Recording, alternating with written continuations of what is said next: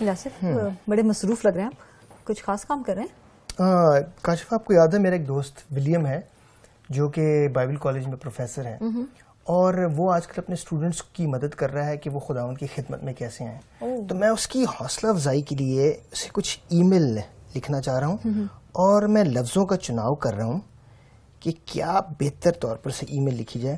ذرا میرے لیے دیکھنا دانش مندی کے لفظی معنی کیا ہوتے ہیں. اچھا جی, دانش مندی کے لفظی معنی دیکھتے ہیں.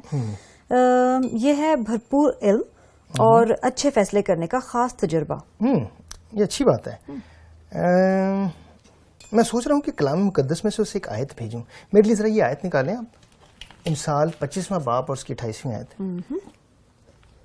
امثال 25واں باب اس کی 28ویں آیت. پڑھیں ذرا. اچھا, جو اپنے نفس پر ضابط نہیں وہ بے فیصل اور مسمار شدہ شہر کی مانند ہے. واو یاسف, اس حوالے کا آپ کے ذہن میں کیسے خیال آیا؟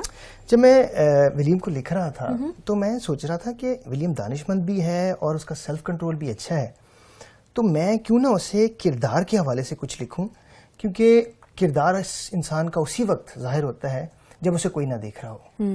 آپ کو یاد ہے ہم اکثر اس بات کے بارے میں بات کرتے ہیں. ایک بات مجھے بڑی اچھی لگتی ہے ولیم کی, کہ وہ ہر چیز بڑی دیانتداری اور بڑی سمجھداری سے کرتا ہے, اور وہ زندگی میں ہمیشہ اچھے فیصلے لیتا ہے. یہ بات آپ کو کیسے معلوم ہے؟ کاشفا, میرے ساتھ اس کی دوستی کو بہت سال ہو گئے ہیں, میں اسے بہت سالوں سے جانتا ہوں. تو آپ کیسے سمجھتے ہیں کہ اس کے کردار کی ترقی کیسے ہوئی؟ میں یہ سمجھتا ہوں کہ وہ اپنے حالات اور اپنے شخصی نقصان کی پرواہ کیے بغیر ہر فیصلہ خدا ان کی مرضی کے مطابق لیتا ہے, اور ہر چیز بڑی دیانتداری سے کرتا ہے. جیسے صدرک میثق اور عبدنجو نے کیا تھا یاسف, جب وہ جلا وطنی میں تھے. اتنی مشکلات کے باوجود بھی ہم دیکھتے ہیں کہ انہوں نے بڑی دانش مندی اور سیلف کنٹرول کا مظاہرہ کیا تھا, اور اس کا حوالہ بھی ہمیں ملتا ہے دانیل کی کتاب کے اندر. جی, پہلے 3 ابواب میں. اور کاشفا, یہ بڑی انٹرسٹنگ بات تھی کہ ہم دیکھتے ہیں کہ اسرائیلیوں کو ان دنوں جلا وطن کر کے بابل لے جایا جا رہا تھا, اور ہم دیکھتے ہیں کہ وہ ایسے نوجوانوں کا اور جوانوں کا چناؤ کر رہے تھے جنہیں وہ ٹرین کر سکیں اور اپنے ملک میں زیادہ سے زیادہ کام اور خدمت کے لیے استعمال کر سکیں. اور یاسف, میں سمجھتی ہوں کہ ان نوجوانوں کے لیے یہ سب کچھ اتنا آسان نہیں تھا. اب دیکھیں, ان کو ان کے ملک سے دور کر دیا گیا, ان کے ناطے داروں سے, رشتہ داروں سے دور کر دیا گیا, دوستوں سے دور کر دیا گیا, اور ایک ایسی جگہ پر انہیں لے کر گئے جہاں جو نئی جگہ تھی, نئی زبان تھی, اور نہ صرف یہ بلکہ وہ لوگ جو تھے وہ غیر معبودوں کی پرستش کرتے تھے. تو میں سمجھتی ہوں کہ ان کے لیے یہ بڑا مشکل رہا ہوگا. اور یہ نوجوان جو تھے یہ خدا کا ڈر اور خوف رکھتے تھے, اور ان کا شخصی کردار کافی مضبوط ہوا ہوگا, کیونکہ ہم ان فیصلوں سے یہ سیکھتے ہیں جو انہوں نے اس ملک میں رہ کے لیے. ہم دیکھتے ہیں کہ بادشاہ انہیں شاہی خوراک مہیا کرنا چاہتے تھے, لیکن انہوں نے اسے رد کیا, اور ان کے رد کرنے کی وجہ یہ تھی کیونکہ وہ جانتے تھے کہ یہ جو خوراک شاہی خوراک ہے یہ بتوں کے آگے رکھی جاتی ہے, اور یہ یہودی شریعت کے مطابق جو ہے وہ گناہ ہے اور ناپاک ہے. اور اس کے برعکس ہم دیکھتے ہیں کہ انہوں نے سادہ خوراک کا انتخاب کیا, لیکن خداوند نے ان کے اس فیصلے کی عزت کی, اور اس سادہ خوراک سے ہی خداوند نے انہیں بہت اچھی صحت عطا کی. اور اس کا حوالہ میں دانیل کی کتاب میں سے پڑھنا چاہوں گی, اور ہم دیکھیں گے کہ اس سادہ خوراک کا ان کی صحت پر کتنا اچھا اثر ہوا. جی ہاں, دانیل کی کتاب اس کے پہلے باب کی 17ویں آیت سے لے کے 20ویں آیت تک میں آپ کے ساتھ پڑھتی ہوں. تب خدا نے ان چاروں جوانوں کو معرفت اور ہر طرح کی حکمت اور علم میں مہارت بخشی, اور دانیل ہر طرح کی رویا اور خواب میں صاحب فہم تھا. اور جب وہ دن گزر گئے جن کے بعد بادشاہ کے فرمان کے مطابق ان کو حاضر ہونا تھا, تو خواجہ سراہوں کا سردار ان کو نبوکت نظر کے حضور لے گیا, اور بادشاہ نے ان سے گفتگو کی, اور ان میں سے دانیل اور حننیہ اور میسائیل اور عزرا کی مانند کوئی نہ تھا.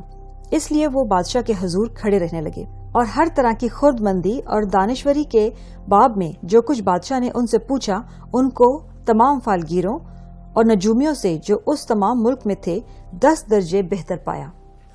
کاشفا, شاہی خوراک کو چھوڑنا کوئی آسان بات نہیں, یہ کہنا آسان ہے, لیکن اچھی خوراک کو انہوں نے اس کے لیے خداوند کے لیے چھوڑ دیا, اور ہم دیکھتے ہیں کہ اس کے لیے کافی شخصی کنٹرول جو ہے اس کی ضرورت پڑتی ہے.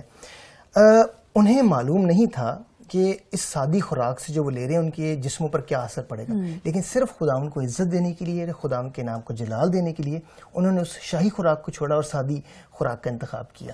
بالکل. اور آگے چل کے ہم دیکھتے ہیں کہ دانیل نے اپنی دعائیہ زندگی میں بھی ڈسپلن کو قائم کیا. ہم دیکھتے ہیں کلام مقدس میں کہ دانیل دن میں 3 مرتبہ عبادت اور دعا کیا کرتے تھے, اور ایسی جگہ پر جا کے دعا کرتے تھے جہاں پہ کھلے عام لوگ انہیں دیکھ سکیں اور جان سکیں کہ وہ زندہ خدا کی پرستش کرتے ہیں, جبکہ قانونی طور پر یہ ایک جرم تھا. ہم دیکھتے ہیں کہ دانیل اس عمل سے ڈرتے نہیں تھے. وہ خداوند اپنے خدا کے نام کو جلال اور خدا واحد کو عزت دینا چاہتے تھے, اور اس کا نتیجہ ہم کیا دیکھتے ہیں کہ انہیں شیروں کی مان میں ڈال دیا, لیکن وہاں سے بھی خدا نے انہیں بچا لیا. اور صدرک میثق ابدنجو کے ساتھ بھی یہی ہوا کہ جب انہوں نے نبوکت نظر بادشاہ کے بتوں کی پرستش کرنے سے انکار کر دیا اور اپنے ایمان کو نہیں چھوڑا, تو اس نے انہیں زندہ آگ کی بھٹی میں ڈال دیا, لیکن خداوند نے وہاں بھی ان کی حفاظت کی اور انہیں بچا لیا. اور جب خدا نے انہیں آگ کی بھٹی سے نکالا اور بچایا تو ہم دیکھتے ہیں کہ بادشاہ جو ہے وہ پہچان گئے کہ ان کا خدا جو ہے وہ سچا خدا ہے. اور یہاں پہ ہم ایک خوبصورت سبق جو ہے اپنی زندگیوں کے لیے سیکھتے ہیں کہ جب ہم خداوند کے نام کے لیے کھڑے ہوتے ہیں, جب خداوند کے نام کی عزت کے لیے کھڑے ہوتے ہیں, تو خداوند ہماری حفاظت بھی کرتا ہے, خداوند ہمیں پروٹیکشن بھی بخش دیتا ہے. اور الیاس, میں سمجھتی ہوں کہ اپنی زندگی کے درست انتخابات کرنے کے لیے ہمیں خداوند کی ذات پہ بھروسہ اور اس کے کلام کو جاننا بے حد ضروری ہے. میں سمجھتی ہوں کہ ہمیں اپنی عقل, اپنی سمجھ, اپنی فلسفی کے اوپر اور اپنے جذبات کے اوپر بھروسہ نہیں کرنا چاہیے. بالکل. اور دانش مندی اور عقل بخشنے کا منبع کون ہے؟ وہ خود خدا ہے. اور اس کا ہمیں ایک حوالہ ملتا ہے جو میں آپ کے سامنے پڑھنا چاہوں گا. یعقوب اس کا 1 باب اور اس کی 5ویں آیت کو آپ کے سامنے پڑھتا ہوں. اور اس میں یوں لکھا ہے, لیکن اگر تم میں سے کسی کو حکمت کی کمی ہو تو خدا سے مانگو جو بغیر ملامت کیے سب کو فیاضی کے ساتھ دیتا ہے. میں سمجھتی ہوں کہ ہر کوئی دانائی چاہتا ہے اور چاہتا ہے کہ وہ اپنی زندگی میں درست فیصلے لے, لیکن کئی دفعہ خداوند کی مرضی ہمارے انتخابات سے مختلف ہوتی ہے. اور اسی وجہ سے ہمیں صرف اور صرف خداوند پر بھروسہ رکھنا ہے اور اپنے انتخابات خداوند کی مرضی کے مطابق کرنے کی ضرورت ہے. جی ہاں. اور ہم دیکھتے ہیں کہ اس کے علاوہ سیلف کنٹرول جو ہے وہ ہمیں غلط انتخابات کرنے سے روکتا ہے اور ہمیں گناہ سے بھی روکتا ہے اور مدد دیتا ہے.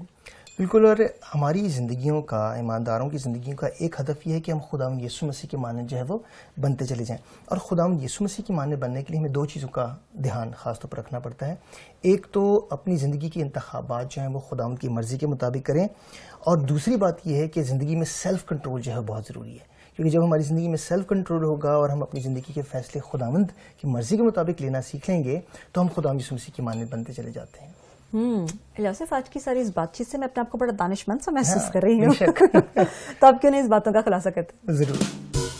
ہمیں یہ یقین کرنے کے لیے دنائی اور شخصی کنٹرول کی ضرورت ہے کہ خدا کا کلام دنائی کا منبع ہے, اور ہمیں اپنے گناہ آلودہ جذبات کو کنٹرول کرنا چاہیے تاکہ ہم دنائی سے کام کر سکیں.